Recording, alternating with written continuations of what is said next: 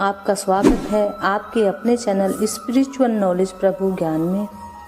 मित्रों, अक्सर हम कहते सुनते हैं कि जब मनुष्य संसार से जाता है, उसकी मृत्यु हो जाती है, तो वह खाली हाथ जाता है, क्योंकि सभी भौतिक सुख साधन यहीं धरे के धरे रह जाते हैं। वह मुट्ठी बांधे आया था और मुट्ठी बांधे ही चला जाता है। उसके साथ न कुछ आया है और न ही कुछ जाएगा। लेकिन मित्रों, भगवत गीता में भी इसका जिक्र है। मनुष्य के साथ कुछ ऐसी चीज़ें हैं जो ज़रूर जाती हैं। आइए ऐसी ही 5 चीज़ों का जिक्र करते हैं और उनके बारे में जानते हैं।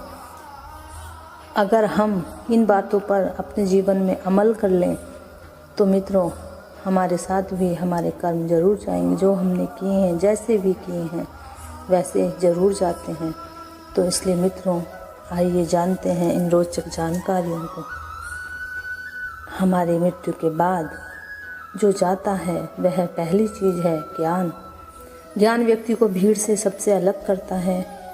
ज्ञान के बल पर आप अपनी एक अलग पहचान और लोगों पर छाप छोड़ने में कामयाब रहते हैं। इसलिए अपनी मृत्यु से पहले जितना हो सके ज्ञान संचित कर लें। जिस भी माध्यम से आप ज्ञान संचित कर पा रहे हैं वह बटोर लें।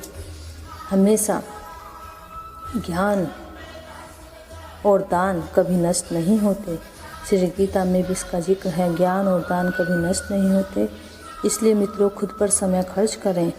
अपने आप को ज्ञानवान और गुणवान बनाने में खुद को व्यस्त रखें। धार्मिक ग्रंथों में बताया गया है, अगर हमने किसी से कर्जा लिया है, ऋण लिया है, तो वह हमें हर हाल में चुकाना ही होगा।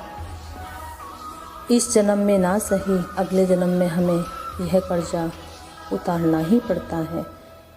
मित्रों, आप सोच रहे होंगे कि हमने कर्जा लिया है इसलिए हमें उतारना होगा। इसी के साथ साथ अगर हमने कर्जा दिया है, उसे लेने के लिए भी हमें बार बार जन्म लेते रहना होगा। अगर हम इस जन्म मरण के बंधनों से मुक्ति चाहते हैं, मोक्ष चाहते हैं, बार बार अनेकों योनियों में भटकना नहीं चाहते हो, तो इसलिए मित्रों, जिस भी व्यक्ति को आपने दान दिया है और उसकी मृत्यु हो गई है, उसको पूर्ण रूप से माफ़ कर दें। अपने मन से पूरी तरह से मैल निकाल दें और उसको माफ़ी दे दें, तभी आप भी मुक्त हो पाएंगे। तो मित्रों, कर्जा लेना और देना दोनों हमारे साथ चलते हैं मृत्यु के बाद भी। ग्रंथों के अनुसार अगर किसी चीज़ को पाने की चाहत रखते हैं और वह चीज़ व्यक्ति को ना मिले, तो मृत्यु के बाद भी उस चीज़ की वासना उसका पीछा नहीं छोड़ती। सांसारिक सुखों की चाहत रखना वासना ही है। वासना को लेकर विष्णु पुराण में एक कथा मौजूद है। राजा भरत को अपने हिरण के बच्चे से बहुत प्यार था। उसी के बारे में सोचते हुए उसने प्राण त्याग दिए। अगले जन्म में राजा को खुद हिरण के रूप में जन्म लेना पड़ा। इसलिए कामना और वासना को अपने मन में हावी नहीं होने देना चाहिए। साथ ही किसी भी चीज़ को लेकर अधिक मोह माया नहीं होनी चाहिए। गीता में कहा गया है कि मनुष्य जीवन बिना कर्म के संभव नहीं है। हर पल मनुष्य अच्छे या बुरे कर्म करता है। मृत्यु समीप आने पर व्यक्ति के कर्मों द्वारा ही तय होता है कि उसे परलोक में सुख मिलेगा या दुख। इन्हीं के परिणाम से अगले जन्म में अच्छा बुरा फल प्राप्त होता है। कर्म 7 जन्मों तक व्यक्ति का पीछा नहीं छोड़ता। इसका एक उदाहरण महाभारत में भी मौजूद है। भानु की सैया पर लेटे हुए भीष्म को भगवान कृष्ण ने जब वे पूछा कि मुझे ऐसी मृत्यु क्यों मिली, तो भगवान कृष्ण ने उन्हें 7 जन्म पहले की घटना याद दिलाई। 7 जन्म पहले भीष्म ने एक अधमरे सांप को उठाकर नागफनी के कांटों पर फेंक दिया था। कर्म मनुष्य का कभी पीछा नहीं छोड़ता।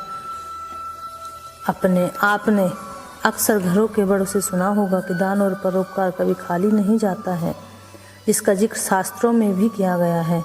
जीवन में अगर कोई अपरिचित व्यक्ति आपकी मदद करता है, इसका अर्थ है कि वह पिछले जन्म में आपके द्वारा किए गए दान और परोपकार को ही चुका रहा है। इसलिए दान पुण्य करते रहना चाहिए। यह व्यक्ति की मृत्यु के बाद भी मनुष्य के साथ जाते हैं।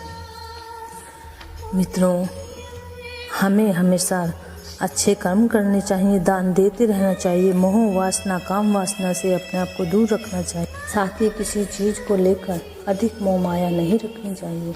अगर मित्रों हमें लग रहा है कि हमारा अंत समय निकट आ गया है या हम इस सांसारिक दुख से मुक्ति चाहते हैं, खुश रहना चाहते हैं, प्रसन्न रहना चाहते हैं, तो आप प्रभु के चरणों में अपने आप को समर्पित कर दें। श्री चरणों में प्रभु के लग जाइए। आज से ही अपने कर्मों को सुधार लीजिए। आप यकीन नहीं मानेंगे मित्रों, क्योंकि कर्म एक ऐसी चीज़ है जो मृत्यु के बाद भी हमारे साथ जाते हैं। गीता में कहा गया है कि मनुष्य जीवन बिना कर्म के संभव नहीं है। हर पल मनुष्य अच्छे या बुरे कर्म करता है। तो आइए मित्रों, बढ़ चलते हैं प्रभु श्री कृष्ण की ओर। मित्रों, जय श्री कृष्णा। राधे राधे।